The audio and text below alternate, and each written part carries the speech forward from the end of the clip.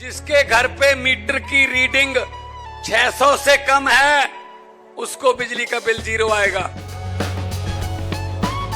मेरा बिजली ਦਾ ਬਿੱਲ ਪਹਿਲਾਂ 1 ਸਾਲ ਪਹਿਲਾਂ ਆਵਾ ਤਾਂ ਤੇ ਹੁਣ ਵੀ 1 ਸਾਲ ਹੋ ਗਿਆ ਵੀ ਆਂਦਾ ਨਹੀਂ ਹੈਗਾ ਜਦ ਆਹ ਭਗਵੰਤ ਮਾਨ ਦੀ ਸਰਕਾਰ ਬਣੀ ਆ ਜੀ। ਮੁੰਡਾ ਸਾਨੂੰ ਛੋਟਾ ਕਹਿੰਦਾ ਪਿਛਲੀ ਵਾਰੀ ਬਿੱਲ ਕਿੰਨਾ ਆਇਆ था माँ 3500 रुपया कहना ऐसी 0 आया। माँ पे ऐसा मुख्यमंत्री पूरे इंडिया में बनना चाहिए।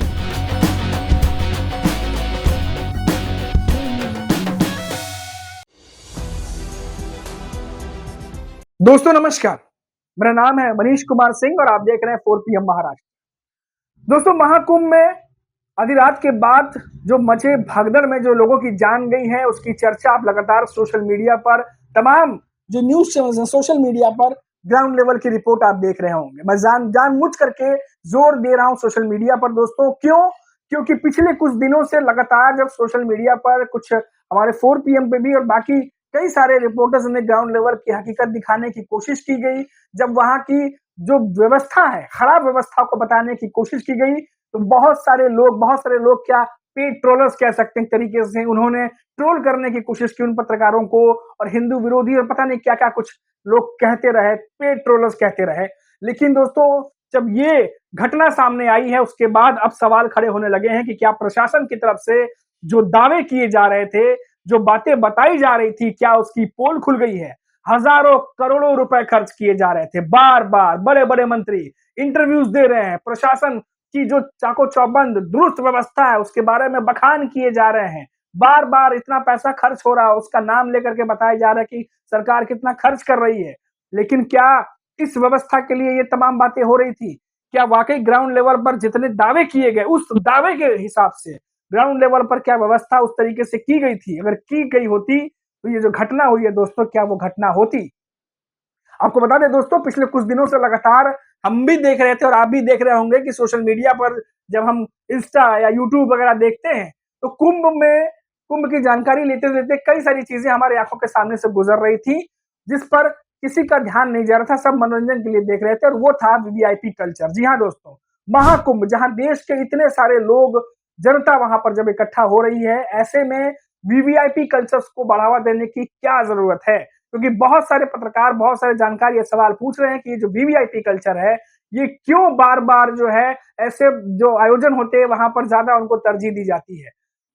जो ग्राउंड लेवल पर दोस्तों मैंने कुछ रिपोर्ट्स भी देखी, कुछ पत्रकार ये भी बात कर रहे थे कि जो आम जनता है उनके आने जाने के लिए 2 से 3 मार्ग हैं, लेकिन जो वीवीआईपी लोग हैं उनकी गाड़ियां जो है वो तट तक जो है वो खड़ी हो रही है, वहां तक जो है गाड़ियां जा रही हैं। तो वीवीआईपी कल्चर को बंद होना चाहिए ऐसे आयोजनों पर जहां देश की जनता भी इतनी भारी मात्रा में पहुंच रही हो।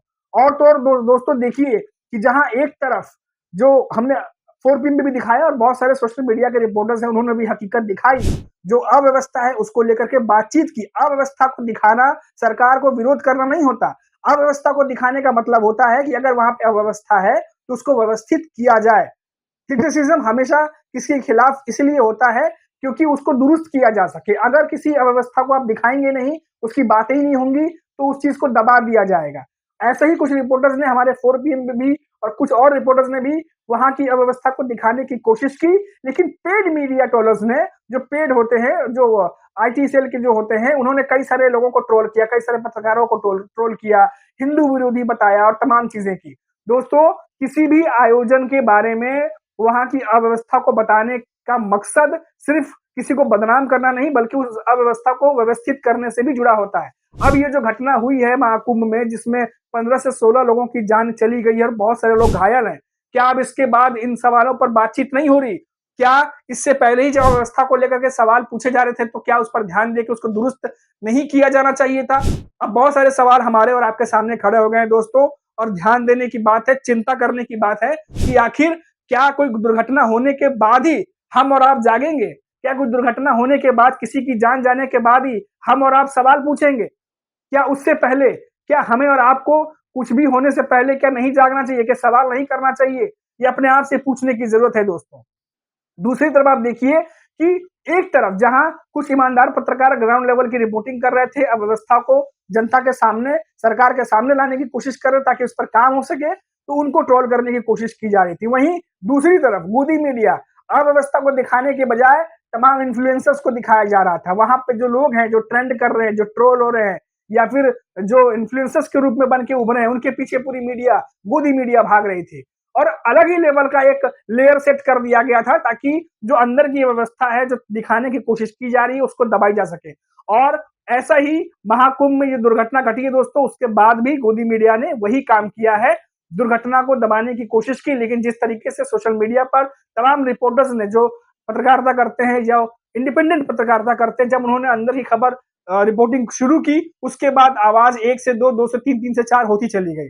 दोस्तों, महाराष्ट्र, मुंबई में भी इसको लेकर के सुर उठे हैं। बहुत सारे नेताओं ने इस घटना को सरकार की फेलियर के तौर पर दिखाया है। आपको सुनाते हैं कि उद्धव ठाकरे की जो यूपीटी पक्ष है, उसके जो नेता है, बड़े नेता संजय राउत, उन्होंने क्या कुछ कहा, एक बार सुनिए आप। प्रयागराज में जो कुंभ चल रहा है, उसमें भारी संख्या में लाखों लोग आ रहे हैं।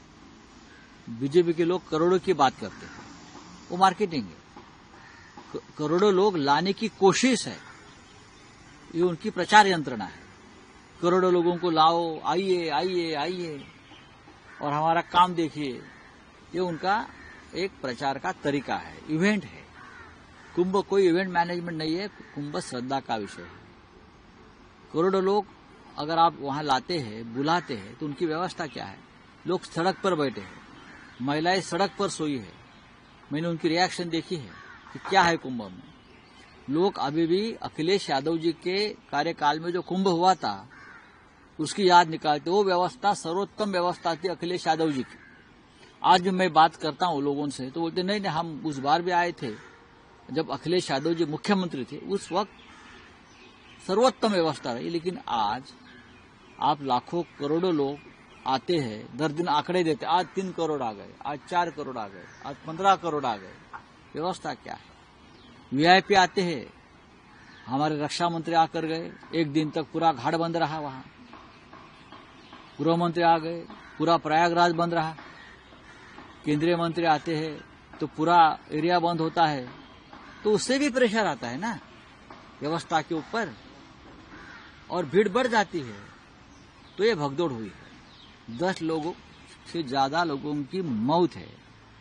मैं मानता हूं ये प्रशासन ने की हुई हत्या है। तो देखा आपने दोस्तों, लगातार महाकुंभ में मची भगदड़ के बाद लगातार सवाल प्रशासन से पूछे जा रहे हैं, लगातार सवाल बड़े नेताओं से पूछे जा रहे हैं कि क्यों, जब आप करोड़ों लोगों की बात कर रहे थे कि वो आएंगे डुबकी लगाने के लिए या हजारों करोड़ खर्च हो रहे, तो आपका बंदोबस्त उस लायक क्यों नहीं था कि ऐसी किसी अप्रिय घटना से या ऐसी कोई घटना घटती है तो उससे निपटा जा सके। जी हाँ दोस्तों, सवाल बहुत सारे खड़े हो गए हैं और जवाब सबके मिलने बाकी हैं। हालांकि जो भी इस पर लेटेस्ट रिपोर्ट आएगी, लगातार हमारी भी जो टीम है वो लगातार कोशिश कर रही है कि इस पर ज्यादा से ज्यादा इन्फॉर्मेशन आप तक पहुंचाई जाए। और भी ज्यादा आपको जानकारी चाहिए तो आप 4 PM पर महाकुंभ में मची इस भगदड़ के बारे में जो भी खबर, अपडेट जो ग्राउंड लेवल से निकल के आ रही है दोस्तों, जो हमारा फर्ज बनता है आपको दिखाना, वो हम आपको दिखाते रहेंगे। आप वहां पर देख सकते हैं। अभी के लिए इतना ही। आप देखते रहिए 4 PM। नमस्कार।